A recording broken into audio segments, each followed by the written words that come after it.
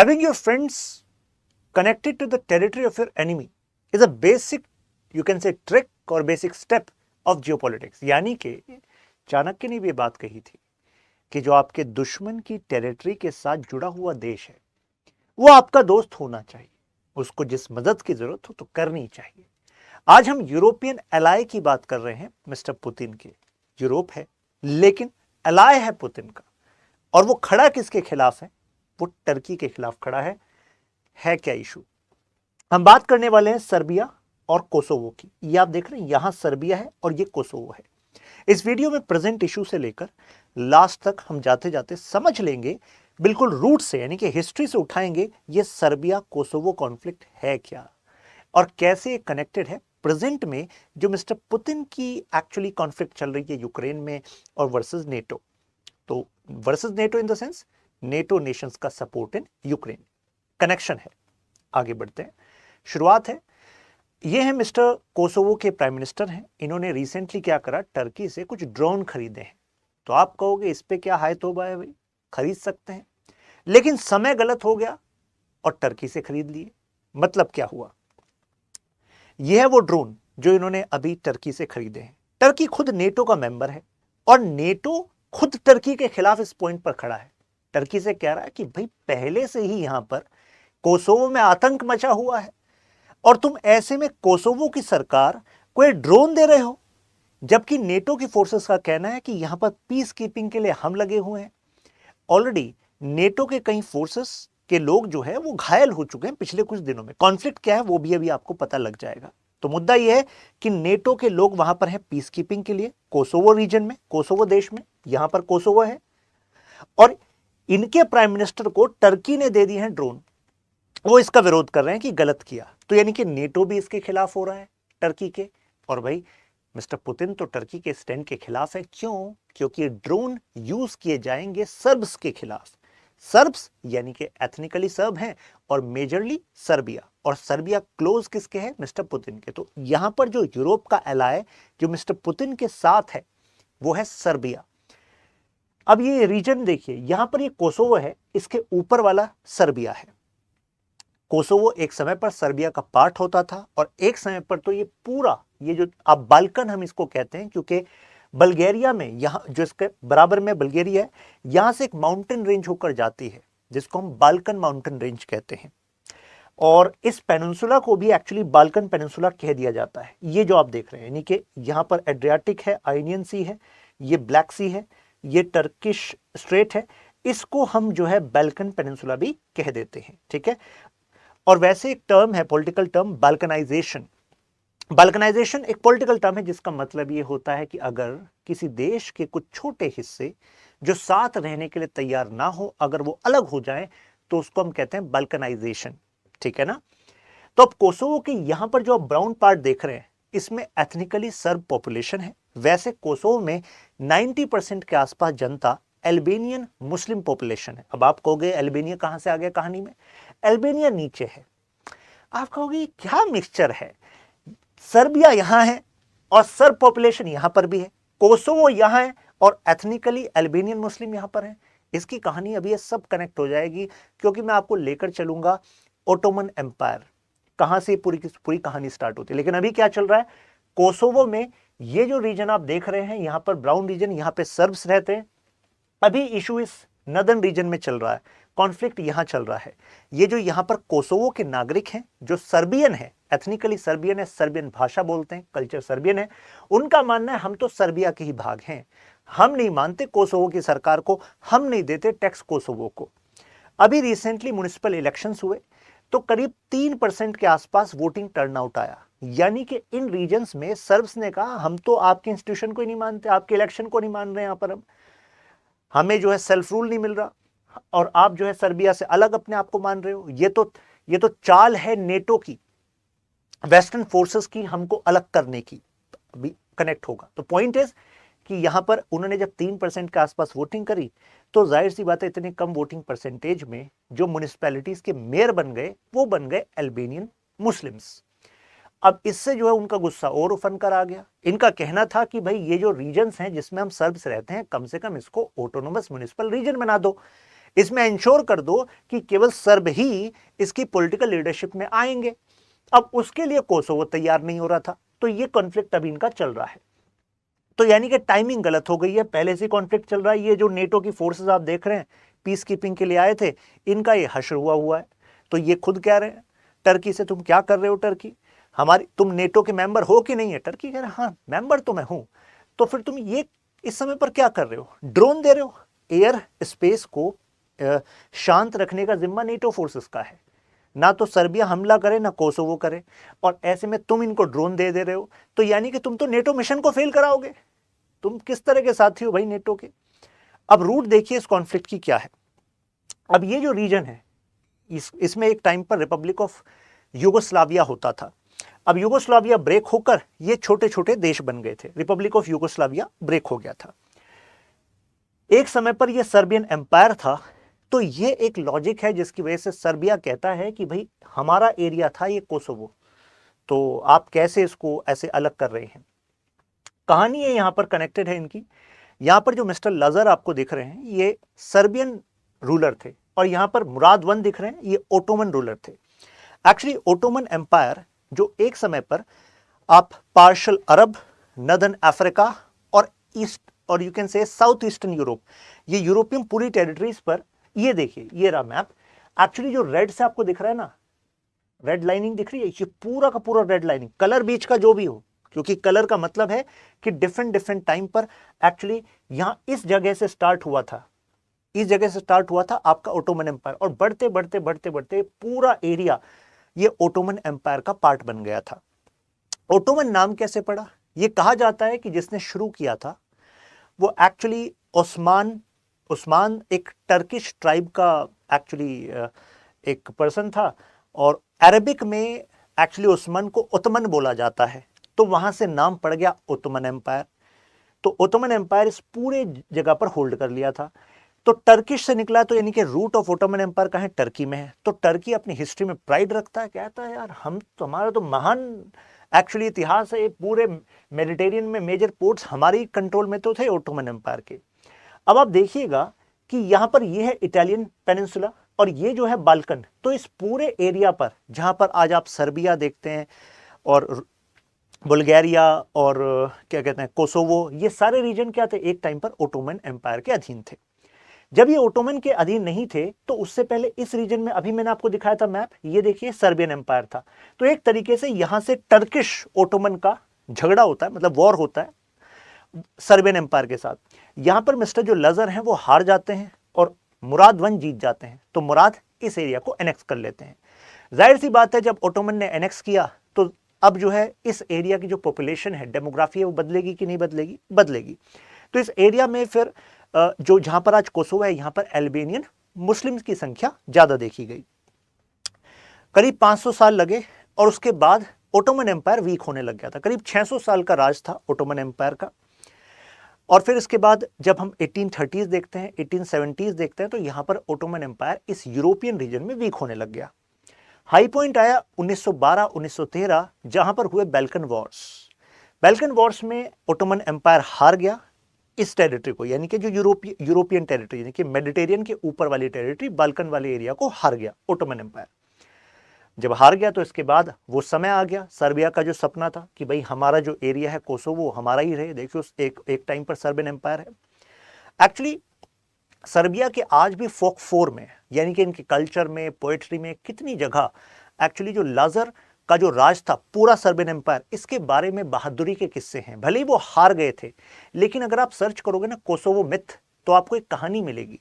उस कहानी में लिखा है कि लाजर ने एक्चुअली ईश्वर के साथ एक पैक्ट कर लिया था। मतलब एक तरीके से जो हार थी वो एक जरिया था कि जो सर्ब्स हैं उनको लॉन्ग टर्म जो है किंगडम ऑफ गॉड में जगह मिलेगी। तो ऐसी एक मिथ कहा जाता है जिसका कनेक्शन है कि that we were very proud, मतलब वो प्राउड फील करते हैं उसमें। अब आया फर्स्ट वर्ल्ड वॉर, यानी कि 1914। अब 1914 से 1918 तक आपका फर्स्ट वर्ल्ड वॉर चला। ऑलरेडी ओटोमन एम्पायर वीक हो गया था। अब फर्स्ट वर्ल्ड वॉर का अंत होता है और ऐसे में ही ये ओटोमन एम्पायर में जो सुल्तान की उपाधि थी वो भी ले ली जाती है। फिर टर्की को एक इंडिपेंडेंट रिपब्लिक करार दिया जाता है। कमल अतातुर्क वो जो हैं वो लीडर बन जाते हैं।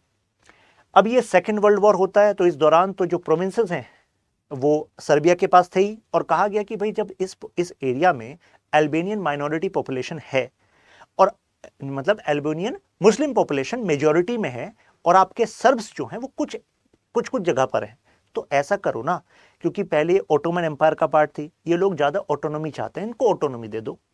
तो सर्ब की तरफ से आया, ठीक है जी, यहाँ पर ओटोमन हम इसको ऑटोनोमस रीजन बना देते हैं। ऑटोनोमस का मतलब है कि आपके पास सेल्फ रूल की पावर होगी, लेकिन रहेंगे आप हमारा ही पार्ट।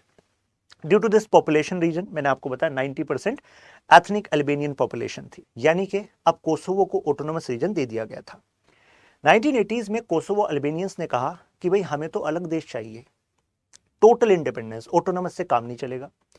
सर्बिया के लीडर थे मिस्टर सोलबडन, इन्होंने कहा ऐसा कैसे मिल जाएगा, ये नहीं मिलेगा। तो पहले जो इनको ऑटोनॉमी दी हुई थी, बताया था ना ऑटोनॉमी दे दी थी, वो ऑटोनॉमी भी इन्होंने छीन ली। इन्होंने कहा नहीं, ऑटोनॉमी नहीं, अब एक देश है सर्बिया, कोसोवो भी इसका पार्ट है, अब जैसे बाकी एरियाज गवर्न होंगे वैसे ही कोसोवो वाला एरिया गवर्न होगा। तो कोसोवो ने कहा, जो कोसोवो के जो एथनिक अल्बेनियंस थे उन्होंने कहा अब तो हथियार उठाने पड़ेंगे हमें। तो कोसोवो लिबरेशन आर्मी बना ली गई और ऐसे में एक इंसर्जेंसी हो गई, यानी कि सेपरेटिस्ट ग्रुप बन गए और उन्होंने अब अटैक करना स्टार्ट कर दिया। अब इधर से सर्बियन जो आर्मी है वो कहां चुप बैठती, उन्होंने रेस्पॉन्ड किया और करीब 13,000 की जिंदगियां चली गई। मतलब जो एथनिक अल्बेनियन पॉपुलेशन थी, जो इंसर्जेंट्स का सपोर्ट कर रही थी, इंसर्जेंट के साथ थी, मतलब वो यहाँ पर चली गई। अब यूरोप और यूएस ये सब देख रहे थे, इनको लगा यार ये तो जेनोसाइड हो रहा है यहाँ पर, मतलब एक तरीके से एक पर्टिकुलर एथनिसिटी के लोगों को मारा जा रहा है क्योंकि वो एक अलग देश की मांग कर रहे हैं। तो उन्होंने कहा नेटो को भेजना पड़ेगा। इन्होंने नेटो को भेजा और बमबारी किस पर कर दी, सर्बिया पर कर दी, सर्ब्स पर कर दी। यानी कि जो सर्बिया अपने देश को एक रखना चाहता था, कोसोवो की आजादी की लड़ाई जो लोग लड़ रहे थे उनको हटाकर एक्चुअली एक रहना चाहता था, उस पर नेटो की फोर्सेस ने बमबारी कर दी। अब ऐसे में सर्बिया क्या कर पाता, भाई नेटो की इतनी बड़ी फोर्सेस, सर्बिया छोटा सा देश। सर्बिया ने कहा चलो बंद करते हैं इस लड़ाई को और वापस हम तो अपने सर्बिया वाले एरिया में कंसंट्रेट हो जाते हैं। तो कोसोवो यहाँ पर एक जो है एक तरीके से वेस्टर्न नेशंस ने कहा ठीक है कोसोवो, अब आप जो है अलग देश हो। तो कोसोवो कह दिया लेकिन नेटो का एहसान तो नहीं भूलेगा। उसने कहा कैसे भूल जाएंगे, आप ही तो हैं जिन्होंने बमबारी की थी, सर्बिया को पीछे पुश किया था और हम आजाद हो गए थे। सर्बिया ने चैलेंज कर दिया इंटरनेशनल कोर्ट ऑफ जस्टिस में, ये क्या मजाक चल रहा है, नेटो की फोर्सेस इकट्ठी हो गई, हमारा देश का एक भाग हमसे अलग होना चाह रहा था, उनके इंसर्जेंट्स को सर्बिया ने कहा कि टेररिस्ट ग्रुप्स थे, उनको सपोर्ट कर दिया और हम पर आरोप लगा दिया कि हमने जेनोसाइड किया है और ये नंबर्स भी फर्जी हैं, ऐसा सर्बिया ने कहा। तो ऐसे में आईसीजे का फैसला सुनकर आप थोड़ा दंग रह जाएंगे। आईसीजे ने कहा कि देखो कोसोवो का इंडिपेंडेंस जायज माना जा सकता है, यानी कि Kosovo declaration not against international law, यानी कि अंतरराष्ट्रीय कानून के हिसाब से कोसोवो अलग हो सकता है। सर्बिया शॉक हो गया, ये क्या बात है, ये तो हमारा है, नेटो ने गलत किया है। तो लेकिन इंटरनेशनल कोर्ट का जो मामला है वो कोसोवो के सपोर्ट में है। सर्बिया पर आरोप लगा कि भाई तुमने तो जेनोसाइड किया, तो सही में प्रोटेक्ट करने का अधिकार है उनको, वो जनता अगर कहती है अलग देश तो बन सकता है अलग देश। लेकिन अभी तक कोसोवो को यूनाइटेड नेशन की मेंबरशिप नहीं मिली है, ना ही वो यूरोपियन यूनियन का मेंबर है। यूरोपियन यूनियन ने इनको वादा किया हुआ है सर्बिया कोसोवो को कि जब तुम अपना डिस्प्यूट सुलझा लोगे, पीसफुल हो जाओगे, तब हम तुम्हें यूरोपियन यूनियन में शामिल कर लेंगे। और रही बात कोसोवो की यूनाइटेड नेशन में मेंबरशिप की, वो सर्बिया होने नहीं देगा। कारण सर्बिया को सपोर्ट है रशिया का, चाइना का। तो सर्बिया का कहना है कि जैसे ही मेरे रीजन कोसोवो को तुम इंडिपेंडेंट नेशन का दर्जा देकर यूएन में शामिल करने की कोशिश करोगे, तो परमानेंट 5 में जो 2 मेंबर है ना, रशिया और चाइना, वो हमारे सपोर्ट में है, तो वो वीटो कर देंगे इसको, तो हो नहीं पाएगा। अब यहां पर एथनिकली जो सर्ब पॉपुलेशन है वो 50,000 के आसपास रहती है, और मतलब कोसोवो में, और कोसोवो की सर्बियन पॉपुलेशन रिकॉग्नाइज नहीं करती इनकी सरकार को, कोसोवो की सरकार को, ना ही इनके इंस्टीट्यूशंस को। अब कोसोवो की ये दिक्कत है कि भाई आप ऐसा क्यों कर रहे हो। तो सर्बियन का कहना है, जो सर्ब्स यहाँ पर रहते हैं, कि भाई हम तो मानते ही नहीं कि कोसोवो कभी अलग हुआ सर्बिया से, हम तो मानते हैं वो सर्बिया का ही पार्ट है। रशिया चाइना जो है वो सर्बिया को सपोर्ट करते हैं। अब कुछ रिसेंट क्लैशेस के रीजन देख लीजिए, जैसे कि यहाँ पर आप एक व्यक्ति को देख रहे हैं नंबर प्लेट चेंज कर रहा है, आपको लग रहा है अच्छा चोरी की बस लग रही है, ऐसा कुछ नहीं है। एक्चुअली रूल ये है कि अगर कोसोवो से कोई बस, कोई भी गाड़ियां, कोई भी सामान अगर सर्बिया में एंटर करता है तो रूल है कि सर्बिया कहता है कि आप जो है नंबर प्लेट चेंज करो।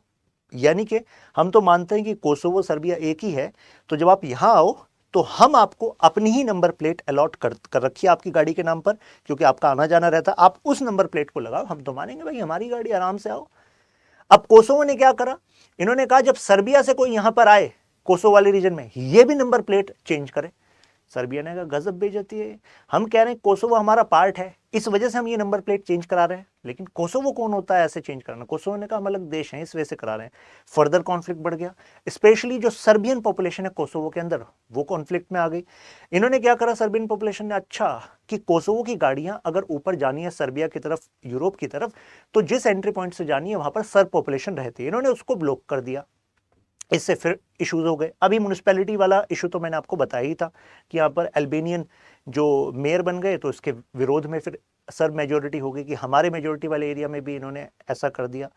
अब नेटो के फोर्सेस का यही कहना है कि भाई कोसोवो कम से कम ऐसा कुछ कर दो, जिस मतलब मेक अरेंजमेंट जिससे कि सर्ब मेजोरिटी वाले म्यूनिसिपैलिटीज में सर्ब ही जो है पॉलिटिशियन रही है, जैसे कि उन्हीं का चेयरमैन हो, तो ऐसे में एक self rule kind of setup कर दो। अब आप सोचेंगे रशिया क्यों सपोर्ट करता है सर्बिया को। देखिए सर्बिया रशिया का एक क्लाइंट स्टेट की तरह है और सर्बिया के साथ रशिया के संबंध बहुत पुराने हैं। इवन जो फर्स्ट बैल्कन वॉर हुआ था ना, तो उसमें भी रशिया ने सपोर्ट किया था, रशियन एम्पायर होता था, तो उस समय सर्बिया को सपोर्ट किया था कि जाओ ऑटोमन एम्पायर के खिलाफ लड़ जाओ, बाकी टेंशन मत लेना, पीछे से तो हम हैं।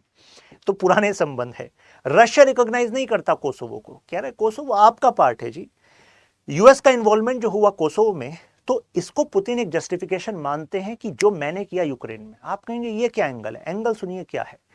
अगर कोसोवो सर्बिया का एक रीजन था जो अलग होने की मांग कर रहा था, सर्बिया अपने देश को एक रखना चाहता था, तो अब उस अलग रीजन की मांग के लिए नेटो फोर्सेस ने अपने हथियारों का इस्तेमाल किया।